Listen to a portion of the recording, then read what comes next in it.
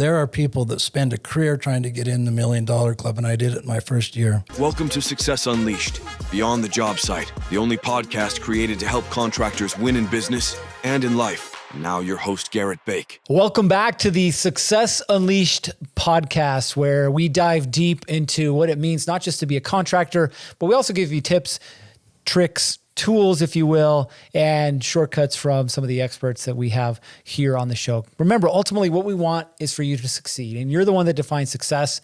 Just understand that success isn't just handed out and it's not given away for free. Today, our guest is Jaron Davis. Now, I've known Jiren for what seems like forever. It's actually not been that long, but he's definitely been one of the few people in my life that has made an immediate and positive impact. Now, Jiren has a very unique background in that he's not technically a contractor. However, he's worked with contractors for, 30, 40 years? Mm-hmm. Quite a while. And so if there's anyone who knows contractors, it's Jiren. But Jiren comes from the real estate space. Now, if you're a contractor, you probably work with a lot of people who are in the real estate and investment space. He started off just as a sales guy, into a brokerage, and then into corporate. Again, been in real estate for almost 40 years now, I think. Mm-hmm. Quite a while. He's also an investor. He's also a developer. And really more than anything, he's had success every step of the way. He was working with the Home Builders Association as their executive director for many years. So he understands this space more than anything. And really what I want you to get from this conversation with Jiren is an understanding of who you are and how important your belief into who you are and what you're truly capable of can lead to the results that you're after. In fact, you had the top performing brokerage in the state for many years, mm-hmm. right? Top producing agents. You were ranked nationally as well, which is no small feat, right? But here's the crazy part is that if you believe it's possible, then it'll happen. You know, Garrett, I think we could probably end with that comment, because if I were to offer any piece of advice, it would be having a belief in something. And we'll get into that deeper so that people can have an appreciation or understanding of that. But the power of belief is beyond anyone's wildest dreams. But the key is truly believing. Mm. And I want to take a moment of personal privilege to thank you for the person that you are. And I would suggest too that it feels like it's been a lifetime that we've known each other. And my personal belief is that we actually have relationships that go beyond what we understand in mortality, and that when those spirits unite, that there's a common bond that announces that to ourselves. And I feel that in you. So if we said how long we have known each other or how much time we've spent with each other, people would be disbelieving that we're as good of friends as we are. Absolutely. And Jeremy's the one that introduced me to you. And I'll never forget, when we first saw each other, it was at Asian Star. Mm-hmm. You walked in, and you just have that personality that immediately attracts. And then you feel the abundance and your willingness to give. And when you have somebody that has that welcoming, accepting, giving spirit, it attracts. And we can describe the other, but it's not worth our time on how the opposite would detract or push away. But that is something that enables a very rich, fruitful life, because I think one of the other things that we'll be able to talk about today is how valuable relationships are. Mm. Yes. And you don't create relationships if you don't find that commonality and be willing to give. And so maybe these are cues, but I hope there's a chance for us to talk about some of the times that I've given, but maybe even the times where I've received. Mm. Because I'll tell you that giving is probably 10 times easier than receiving. Perhaps the hardest thing in life is being in need and receiving that gift. And being able to be on both sides of that fence, Garrett, gives me an appreciation of both the need for the individual that gives, but the individual that receives. Because if you don't take the gift, then you're taking away from the person that is giving, which is a life lesson for them too. And so there's a specific story about that would be humbling for me to share, but I'd be willing to so that your listeners can learn from that. Yeah, no, I appreciate that. And really, again, I want you guys to see how genuine of a person that Jiren is and his willingness to give. And I mean, it's kind of just leading right into it, right? A lot of people call it a lot of different things. I call it the law of reciprocity, right? And it's this understanding that the more that you give, the more that naturally comes back your way, right? And I think this is something that a lot of contractors, business owners in general, but they really struggle with, is because they think that everything has to be transactional, right? There has to be, an exchange of money for services rendered, right? Product or service. And they start to live their life in this transactional way where they miss kind of the bigger picture, right? And I'll tell you that one of the big things that changed my life was when I started to go into relationships thinking, what can I do to help this person? It might be a kind word. It might be giving them a ride. It might be buying them lunch. It might be, introducing them to somebody. But how much that has shifted and impacted my life in a positive way. Literally, while we're sitting here, my phone starts buzzing, and it's a guy who I haven't talked to in 2.5 years, Jet. And he's texting me, introducing me to another guy, telling me, hey, we need to work together, right? And I helped him out 2.5 years ago, right? So let me ask you, because this is, I think, the core of who you are. You start in real estate, right? And obviously, what is real estate? It's helping people buy and sell their home, right? What do you think impacted your career more than anything? Garrett, I think there's probably 2 or 3 things I'd like to talk about. So remind me when we get to 3. But the first that will address what you just talked about in terms of the abundance is that I went into a sales profession, having graduated in finance from the University of Utah, anticipating a salaried job. I went into a sales profession that your only paycheck comes after you have a successful transaction. And you can imagine newlyweds, the gentleman that's helping us here is getting married in a month. And you can imagine newlyweds and how your wife is thinking about money, the stability of a job. You've just got your degree, so you can be a high wage, right? You hope, and going into a sales position. So I followed my father in the business, a very successful broker. One of the first pieces of advice my father gave me is, Jiren, don't ever calculate what your commission check is going to be until your broker hands it to you, and then just make sure he did the math correct. Think about that for a second, Garrett. In my first year of real estate sales, I was Rookie of the Year for the Salt Lake Board of Realtors, made the $1 Million Club. And for those that don't know what the $1 Million Club, they call it the 500 something right now. But the $1 Million Club meant that you reached a certain sales criteria. It was more than $1 million in transactions. They just called it that.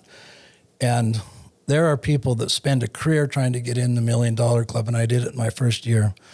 I was in the $1 Million Club every year. I was a master's in that and was a top performing salesperson in the entire region for Salt Lake Board of Realtors. What would I attribute that to? Probably that single piece of advice. Because for me, Garrett, not a single person in my relationship as a representative, whether it be a buyer or a seller, was ever based on money. It was always based on our relationship and what I could do in helping somebody facilitate the greatest financial transaction of an individual's life. And because of that, Garrett, I became this queen bee where all the honeybees were coming and attacking all the time. And those have the queen bee be the salesperson and the honeybees be the transactions that are coming to you. I had served an LDS mission, so I knew what door knocking was and selling religion. So door knocking wasn't hard. I door knocked and called people to start. But after those transactions started coming, I no longer had to rely on the rigorous task of that repeated seeking those clients, because this client would refer family, friends, neighbors, however you want to describe it. But Garrett, I never, ever once looked at the dollar amount that I was going to make in that transaction. Let me put it a different way. If you want a professional to help you on a real estate transaction that is a major decision in your life, do you want them oriented with their North Star guided towards the dollars that they can make, or that the transaction is something that would be beneficial to you and your family? And so in that mode, I'm able to tell people it's not a wise purchase. I had a family once that wanted to buy on 7th East. And it was in a market time when homes would sell on 7th East. And I said, this is great, but if the market turns ever so slightly, the first homes that are hard to sell are those that are on the busy streets. So I know one day you're going to call me and want me to sell this. I need to tell you that it'll be harder for me to sell on a busy street than if we pick something that's more internal to a neighborhood. And Garrett, if you think about that, I had an easy transaction, an easy sale, work's done. But when you aren't thinking of anything except for the client's needs, then you have loyalty, reciprocity, and a commitment. I quit selling, Garrett, in 1999. 25 years later today, I still have people calling me to transact real estate. In fact, I have some people call me and say, I won't use anybody else. And I say, well, do you understand that I'm not up to date on the forms? And so it's a right when people are transacting with me on the other side. I just sold my nephew a place, and I call the other agent and I say, you know, I've been in it forever, but I've been away from it. So you've got a brand new real estate broker working with you on this transaction. I'm going to need your help. I need to know what forms we're using now. But Garrett, it's because of my love of helping the people that I had such a beautiful career in that way. I love it. And I actually want to dive into this a little deeper. Yeah. Because when you look at contractors, they're no different than real estate agents. They only get paid if they perform, right? That's the way it works. And I think there's this stigma around telling somebody what's in their best interest, right? And telling somebody that, hey, you know what? Like, we could replace your water heater, but you actually don't need to. You just need to flush it. The magic of editing. Yeah. Oh, man. Oh, excuse me. And as a contractor, that's a difficult thing to say, right? I could make this much money, but this is actually not in the client's best interest.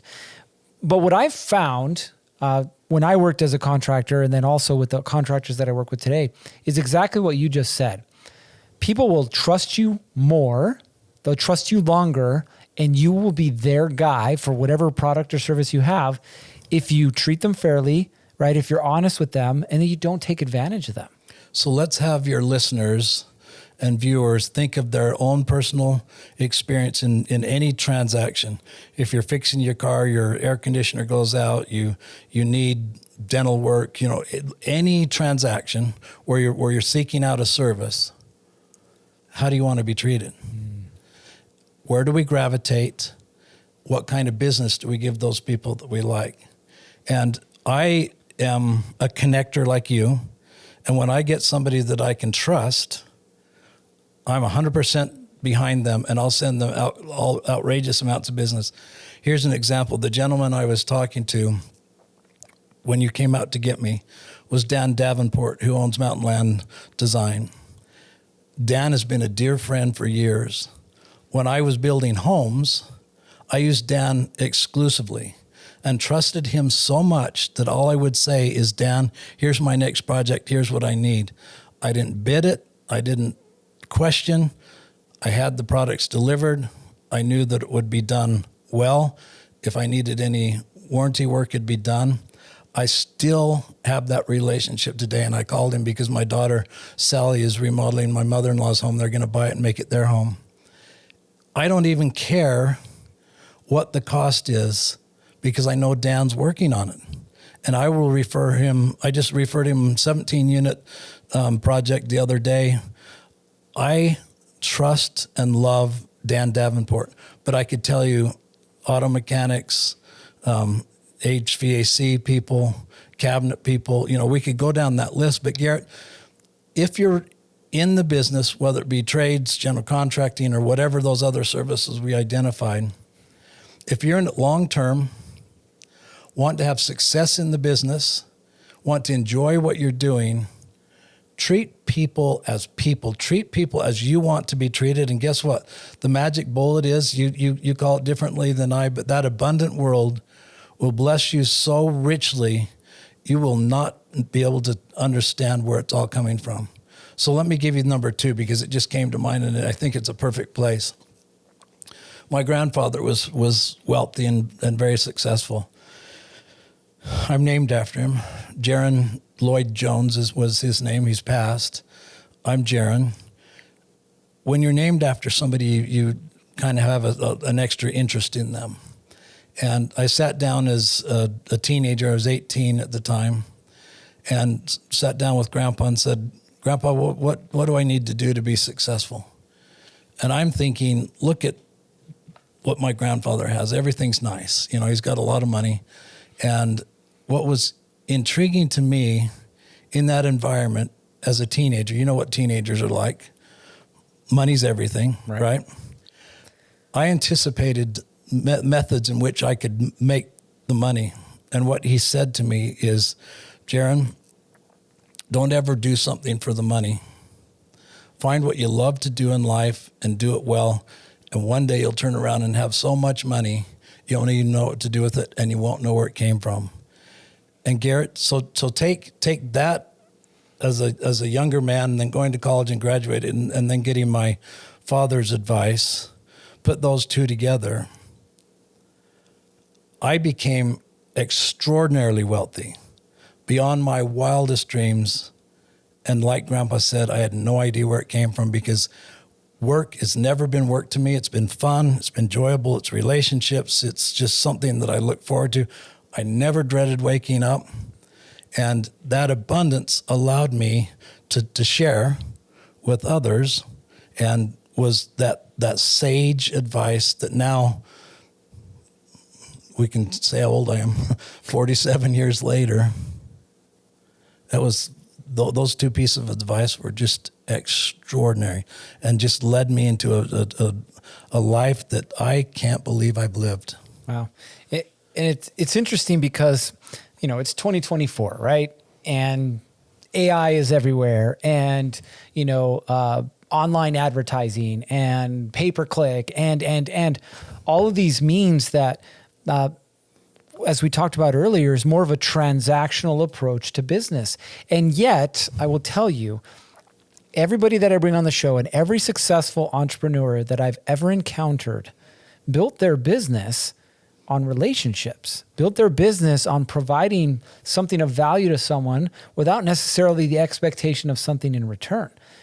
They're good people, right? And I was talking to Skylar here about that. I was like, most successful people in life, you won't actually know that they're successful, because they'll hold the door open for you. They're willing to pay for your meal. They'll offer you advice, right? They'll say, call me whenever, right? They're more than willing to give than they are to receive. Who you are, how much money you have doesn't matter. Yeah. So that's actually really fitting, Garrett, because here's the third piece of advice that is really unique. So sat down with my father. In real estate at that time, now they have training programs for agents, et cetera. At that time, they didn't have anything. And I sat down with my father and said, so what do I do to be successful? He said, I want you to go into the association and volunteer for a committee. I go, what? Dad, just tell me how to make money. And this was before the advice on the check, obviously. Just tell me how to make money. He says, I want you to go sign up for a committee at the board. And the board means the Salt Lake Board of Realtors. And I said, okay. And he said, and I want you to go find some other places to serve. And so I did that. But Garrett, I was a supervisor for junior achievement, some different odd things, because, you know, I'm just in my early 20s, having graduated from the U. But what he was telling me without really telling me is to go out and build relationships. Mm. And now, that same number of years we identified a little earlier, later, if I look back, Garrett, I've got friends all over the country. And when I say all over the country, I bet we can't find a state that I don't have friends. And what happened is that volunteerism started at a local level, graduated where I was the youngest president to serve in the Salt Lake Board of Realtors. And then, just other doors kept opening and opportunities existed. I've testified before Congress. I've sat in front of the director of FHFA and other very critical things during the crash of the economy during the Great Recession, and in trying to resuscitate housing on the national level, and being able to bring advice on what to do on a national level to bring about home ownership as a stabilizing force again in our country. And Garrett, I've preserved 60,000 acres of critical lands because John Huntsman Jr., governor at the time, appointed me to chair the Quality Growth Commission. I preserved our state parks, which at the time were being threatened to be sold, golf courses sold, and other assets because we were in financial distress and they wanted to do away with parks. And my grandfather had initiated state parks in 1959. And so to think of starting to liquidate some of those assets was just counterintuitive to my spirit. So we not only saved the parks, but we added parks. So we went from 40 to 44. And so, it's just, but as I look back, I can see all these places that I've served and had an opportunity to experience. And they're just very dear friends. If I was still in sales, that sales career I would have had so much business that I wouldn't know what to do with it. But what happened is like what you and I have experienced, is that those relationships allow me to be able to help people. And Garrett, I will tell you, on this phone, the contacts that I have, we used to call them Rolodexes. You remember? People would be so envious of the people and phone numbers that are in this phone. It would be unbelievable to them. And it defaults to my father saying, go serve. And so when you're giving, you receive. And I gave willingly. I gave of myself. I can't tell you the amount of time that I've traveled and dedicated myself in hour meetings, all these blocks. But you know what? I was also the smartest man in the business, because I was engaged in all these different extracurricular activities that allowed me to bring that wisdom into play, whether I was agent, broker, manager, corporate head, and we can get into this development. I've built over 800 homes. I've done storage units. I've done single attached and detached. In that, I've won awards from the League of Cities and Towns, but I've also built retail, industrial, recreational, and the assisted care facility that we can get into too. But that just came, Garrett, because I had connections, I knew people, I had relationships. I mean, I've got governors, ambassadors, senators, national senators, members of Congress. I've got national TV anchors. The people that I have in this phone is unbelievable. And I think you've experienced that, but people are just kind of blown away, because if somebody has a need and I can think of a way to help, I'll connect them. And it can be the guy bagging your groceries. It can be the ambassador. I don't care. If I can find a way to connect you, I don't want anything for it, because my gratification comes in knowing that I help people. And guess what? In that world of abundance, karma, however you want to describe it, comes back to you tenfold. And then when I've been more richly blessed, I can give more. And so you build this momentum where you're just giving. And that's a fulfilling life. Oh, absolutely. And I think that's really, and you mentioned it right here at the end, right? When we talk about fulfillment in life, right? Man's search for happiness, right? And we're always searching for something external, right? Like money's going to make me happy, or a car, or, a spouse, and it's really more of an internal thing, right? And I think giving centers on the internal, right? You're giving with nothing in return, or no expectation or anything in return. And it's that giving that fills you up, right? And my parents, thank the good Lord, I was blessed with two good parents, and they taught me things that I didn't understand at a young age, but now I do, right? Whether it's opening the door for someone, whether it's helping somebody, put groceries in their car. I got my kids now, which is super cool. When my kids will see somebody with a flat tire and they're like, Dad, we need to stop, right? And it just speaks to, again, they're feeling the same thing that I'm feeling. And it's that internal need to give, right? And the ability to fulfill that. I kind of want to shift gears a little bit and talk about your experience with contractors. I mean, you've built over 800, different projects over the years. And so you've dealt with contractors across the board, good, bad, in the middle. In your experience, what is it that makes a good contractor? So if we default on a lot of what we've talked about, the critical thing is that if you think about, let's reduce it to this and then expand it. Treat people how you want to be treated. So if I'm in a relationship where I need an excavator, I use steeds, or I need, you name the need, whatever I need. When I found somebody, Garrett, that was reliable, that was fair to me, that I knew when they made a commitment, they lived by it, then I was just all in.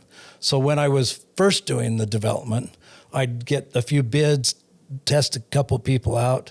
And when I found somebody that was what I just described, fair, on time, trustworthy,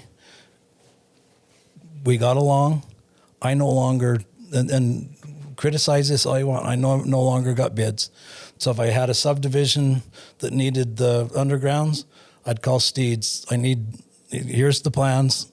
Go tell me when you can do it. Go do it. And then I'd get the bill. Oftentimes the bank would need a bid for the loans, which is fine, but I didn't care. I knew that they were fair, honest, the best workers. And so if I were to suggest anything to anyone that wants long-term relationships and outrageous success, treat people how you want to be treated. And be that person that is complete. You described it as the water heater. It needs a flush rather than replacement. That's on this level. But you keep that attitude in all the levels, and don't cheat somebody. Don't be found doing something wrong. Here's an example on the negative side. And I don't like bringing up negative things, but it might help the story here. I had an excavator, one of the very first homes I bought. The contractor hired an excavator. And when the bill came, the bank said it was about twice as much as it should have been. And I was in that trusting mode, right? The general contractor knows what's going on. Well, what had happened is they billed my lot for 2 lots, and the other lot had more work that needed to be done because the grade was severe. Did I ever use that contractor again? No. Did I build another home with him? No. So the reverse is true. He got paid. He built a house. Probably did that routinely, so he did enough that he survived and made a living, perhaps.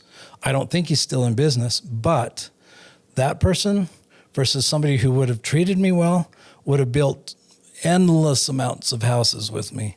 And that's true in all the relationships that we have. So and we can name all the trades, if it's a painter, if it's a carpenter, no matter what it is, if you want unbelievable success, gratification in life, treat people how they want to be treated and be fair with them. And guess what, too, Garrett? You get to sleep at night. Because if you're the guy that charged 2 jobs on one, what's their night like? What's their life like? What are the stories they have to tell to have their conscience feel fine, to make sure that they tell the same thing? Integrity is unbelievably important. Easy to lose, hard to build. But when you've got your integrity in place as a part of that relationship, the trust that you are given needs to be honored by being fair in your business transactions with those individuals. Yeah. So well said. So well said. And again, if you're listening or you're watching, there's something that you need to take away from this, right? And more than anything, and obviously you can tell there's a theme here, is treat people the way that you want to be treated. Treat them fair, treat them honest. Like, I get it. Change orders are part of the game, right? We all know change orders are part of the game. But don't try and change something, adjust something do whatever and then try and come back. And now all of a sudden this person's surprised versus just being honest up front. Hey, look, listen, I pulled open this wall. You got knob and tube wiring. Option number one is we leave it and hope and pray for the best. Option number two is I replace it all. But here's what it's going to be to replace it all. Let them make the decision, right? Here, Garrett, here's something that happened. Doug Young's a friend of mine who's the developer, a large developer here in the Valley and involved with Olympia Hills. He and I were visiting over the phone, and I'm trying to bring him a transaction. We've had a relationship for a lot of years, and people that know him would know how hard he is to get a hold of. Doug trusts me, and I trust Doug, and he wants to do something for me. And I mentioned to him, Doug, I'm doing this to connect you with somebody I think will help you in your business. I'm not doing it for money. I don't even want a commission. And he says to me, he says, Jaron, everyone needs to make a living. I'll pay you a commission. The lesson there, I really don't care. But the lesson there, Garrett, is that people that care about each other and trust each other, that change order is welcome. And the profit that's made on it is welcome, because if you're in a relationship with somebody where you've got them beat so low or you're so hard on them that they have to suck it up and take a loss every now and then, blah, blah, blah, blah, blah. If that's your attitude with those people, with that contractor, with that relationship, guess what? It'll end. Mm-hmm. And it should end because you're being unfair and dishonest in your approach. So at the time that you're willing to accept that everyone is to make money on the transaction and should, then you're also in that mode where that abundance is living well. Because why would you want anyone that you're in a relationship with, that you're connected in business with, to not make money? Do you want them to be out of business? Or do you want them to have an outrageous, successful life too, and then they're able to buy at a better discount and with more volume and have more labor in staffing and, more products because they're going to national events, so their technology is up to date? Do you want somebody that's growing and thriving in business that then brings you the latest and greatest and the best? Or do you want somebody that's just eking out a living and scratching, getting by? So yes, take that to heart. Let people make money, but be honest with them. Right. It's so much easier. Like you mentioned earlier, right? You can sleep at night with that. Right? If I tell somebody, and I don't sugarcoat them, if I can do it, I can do it. If I can't, I'll refer to someone else. Hey, and the price is what the price is. Like I'm not going to, tell you, oh, it's going to be this. And then, oh, hey, actually, by the way, it's this, right? Anyway, I don't want to beat that one because I think we're staying on a different track. To kind of switch subjects a little bit, but stay in the same realm, right? I want to talk about mindset, right? And I think success is less, where you live, less how you grew up, less your parents, schooling or whatever, and more around belief, right? And I want to kind of take a specific example with you. We talked about an assisted care facility that you built. Yeah. And when we were talking about this, you mentioned that this particular model, which I do want you to share, had never been built before. It had never been done before. The approach had never been taken. People said it couldn't be done. It wouldn't be, successful. And yet you believed that it would, and you went about and made it happen. Would you mind sharing kind of the story behind that? Not at all. So in volunteering, in that piece of advice from my father that I learned very quickly is that if you're the first hand to raise in opportunity, the world becomes an open playing field where you can do about anything that you want to. And if you sit on your hands and wait and that opportunity comes and leaves, the opportunity's gone. And so what I learned really early in life, I'm very curious. What I learned very quickly in life is that when an opportunity comes, grab it.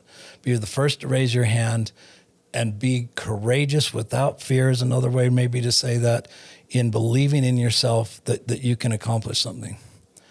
My grandmother took care of my grandfather as his health was failing, that just took her down to almost barely existing. My grandfather passes away and she's finally to the point where she's just basically relieved and saying, you know what, Grandpa's gone, I might let me rest. And my father and I went out to find a retirement home for her. Waiting lists everywhere we went, and not a single property we wanted her to live in. So what do? You just say, oh, that sucks, and accept the fact that your grandma's going to go live in somewhere that's inadequate after being on a waiting list? No, my young, curious mind that believed in dreams said, I'm going to build her one. Wow. You think of business. When there's a need and you fill the need, you're successful, right? And I'm selling real estate, Garrett. I drive by a piece of property on 45th South and 13th East, 3 acres, owned by a friend. And I think that's where I'm going to build it. Every step of the way was a hurdle. The zoning didn't allow for it. Every step of the way was a hurdle. And I didn't let it get in my way. I had served as the chair of the Salt Lake County Planning Commission, so I knew the planning department. I knew the inroads of the staff and the discussion, so I just went down there and talked to them. I said, you guys, this is something. I wanted 40 units an acre, Garrett. And I don't know that I'll remember, but it was at the most 12. It was probably 8 units an acre allowed. So I'm quadrupling it at least. And they just are like, you're crazy. And I go, I'm really not. So let's just talk about it. And we sat down and talked about what a retirement home really is like, that I could make it look residential and that I could take it 3 stories and bring in some vaults to make it feel right. And so they start listening. And Garrett, so now I've got them listening, but I haven't lived in one. I haven't owned one. I've been visiting them and seeing that I don't like them. So I go out and I interview people in the industry about the retirement homes. And Garrett, the president of the association said, Jiren, what are you doing? This is a place where people come to die. Wow. And I said, my grandma's coming here to live. And so I'm 180 degrees turned from the industry. They're making it comfortable in death. I'm making it exciting in life. I'm prolonging life, and they're giving final last days. So the difference in that attitude is where that transition came. And I'm like, okay, we want to do this, this, and this. And we went down the list, I think, at lunch, but there's like 20 things I did that they laughed at me. I mean, they made fun of me. Garages, for example. And I think I'm probably one of the only properties that had garages. And they said, people don't drive their cars when they come to a retirement home. And I said, people don't come to your retirement home because they can't drive their car. Let me build a garage. They'll come here. They'll learn they don't need it. But they've now learned that they have a better lifestyle here in this retirement home. But we built a large entertainment room with surround sound TV that was entertainment that was brand new at the time, a baby grand piano, a kitchen to teach baking, a doctor's office, an exercise facility, a dining room with white linen counter, white linen cloth. Why am I can't remember that name? Whatever. The tabletop. My wife's going to laugh her head off. But I had a sanctuary. I had a private dining room. So we could just keep going down this list. And again, everyone's laughing. But now in 24, 25 years later, it's the standard. And I was the only guy, I won best of state. I was the only guy that I know of west of the Mississippi that had done that. And our people just love it. And I can't find anyone that has either lived there or had a family member live there that doesn't brag about it. And people went there to live. If I've got 120 people living in a property and a doctor that can come into a doctor's office and then all the people come down on their time and meet with that doctor versus taking a van out to individual doctors all the time. I mean, it was just intuitive to me to work counter to what was happening in the marketplace. And I think, Garrett, that's one of the things that would allow for some pretty neat opportunities in any kind of business. But it's being curious, being fearless, and having wild, audacious dreams that you know you can do if you just maneuver your way through the right paths and obstacles. And leverage positive relationships. Leverage your positive relationships, and then be skeptical and understand that, you know, if this is how they're saying they're doing it, that's because that's easy. When you start doing something, you have some success in it, and it grows tired. It's just easy, and so don't be easy. Just say what's right, and it might be hard to transition and make that change, but when you do it, and it becomes the new standard, you've changed lives. Right. I mean, you've really made a difference in this world, and that is as important as anything. I mean, Garrett, when you come into life, you're naked with nothing, right? When you leave this life, you kind of take the same things you brought here, right? Right. And so if a lot of these things that people are seeking bring a level of satisfaction and joy, I'd call that happiness, and it's more temporary. That lasting joy and satisfaction is knowing you made a difference. I mean, when I go mountain biking in Corner Canyon in Draper, guess what I think? That could have been 1,200 homes and no one would be riding their bike. Mm. But when I was on the Quality Growth Commission, we put up $500,000 earnest money to give the developer what they would make in subdividing it into a subdivision and preserve that Corner Canyon in Draper that is now an intermountain known outdoor recreation area just because you had a dream. And we could go down a list of things like that.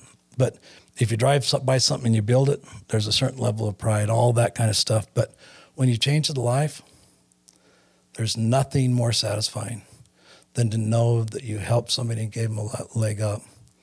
And I don't have a good sense of time, Garrett, but that we talked, and I actually don't remember if we were on being recorded or not at that time, but it's just as important to receive it as to give. Mm. Giving, honestly, is easier. Being on the receiving end takes a great deal of humility. And that humility, when dealt with right, and you've helped somebody get up off their feet and see them become something that perhaps they couldn't have, that's joy. That's a life worth living. That's a relationship that will end with you at any cost, standing by your side, helping you when you're in need, et cetera, et cetera. So, it's easier now in my stage of life to look back. I hope there's a lot of young listeners, because you got to work, and you got to work hard, and you've got to provide for your family. But doing it right, when you get my age, you can look back and have a great deal of satisfaction. And my daughter, Lindy, what a great opportunity she's had to engage in that spirit in her mid-20s to realize the importance of relationships. Don't you agree with me, 100%. Garrett? I mean, what young person do you know like her that is so oriented towards relationships and helping people? And guess what? Her life is just richly blessed. Right. But that's not what she's in it for. Nope. It's hard to describe, perhaps hard to do, but when you get in the mode, it's so easy and the abundance is so great, you're almost embarrassed about it. Right. So true. Well, I do have a kind of a one final question that I like to ask guests. Yeah. Now, I don't ever tell them about it ahead of time because I want it to be more of a think on your feet, okay? Yeah. So here's the scenario. You don't have your assets. You don't have your resources. All you have is your experience, your knowledge, and your connections, okay? So you're starting over with nothing other than that. You have $1,000. What are you doing with that $1,000? Garrett, what will be interesting for you to hear is that isn't a scenario that I need to play out in my mind and make something up. Because I was so wealthy.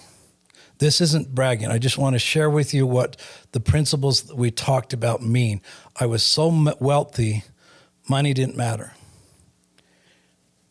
A simple example is I had a friend in need and was being taken advantage of. I asked what they needed. It was over $300,000. I just wrote a check and handed it to him. And I've got other stories like that. I mean, Garrett, I was down to buy a $599 Ferrari on Pacific Coast Highway to pay cash for a car and just didn't, because I thought, do we really have a dealership in Salt Lake that can help me with the car? I mean, I had what was probably in the 1% wealth in the country. When the Great Recession hit, I knew nothing except for to pay my bills and to keep moving forward. Lost everything. So when you say you have $1,000 in your pocket, but you've got the other attributes that exist with you, I didn't even have the $1,000. I had nothing, but I had a young family that had, two of the older kids had lived in the abundance. Two of the younger kids had been younger in that abundance, but now we're in a mode like, Garrett, I paid cash for my daughter to have a Mini Cooper. And I thought, well, she can't drive that in the wintertime because we had her driving up I-80. So I bought her a Tundra truck. I mean, just it really is crazy when you think about it. And now I can't do anything. I don't have a penny. So when I say that it's harder to receive than to give, I've been in that position where we didn't know where we were going to eat, which is after that time, Garrett. Think of that. It's one thing to be a poor college student, but it's an entirely different one to have stepped back into that one more time. The hard to receive. I had a wonderful friend, Wendell Jacobson. He had a handful of $100 bills. And he said, Jiren, I want to help you. And he pulls out this wad of bills and starts peeling them off to hand me the $100 bills. And I said, Wendell, I'm fine. I don't need them. I don't need that. I'll be fine. Knowing in my heart that I needed it more than just about anything. He also owned a turkey farm, and he had turkeys in his trunk. So I said, no, I'm fine. I don't need that. And I'm like, I need it. But my pride wouldn't let me. And he handed me 2 turkeys. Well, then take these turkeys. Garrett, I thought, we're eating tonight. So when you say you have $1,000, what would you do? Garrett, we're back on our feet. And guess what? You just don't lose faith in yourself. You don't lose hope. You understand that it was perhaps hard to get there, but the path that got you there meant that these people that you helped on your way up are going to help you get on your way up. So Garrett, that lesson isn't something that I thought I'd talk about here today, but I'm an open book.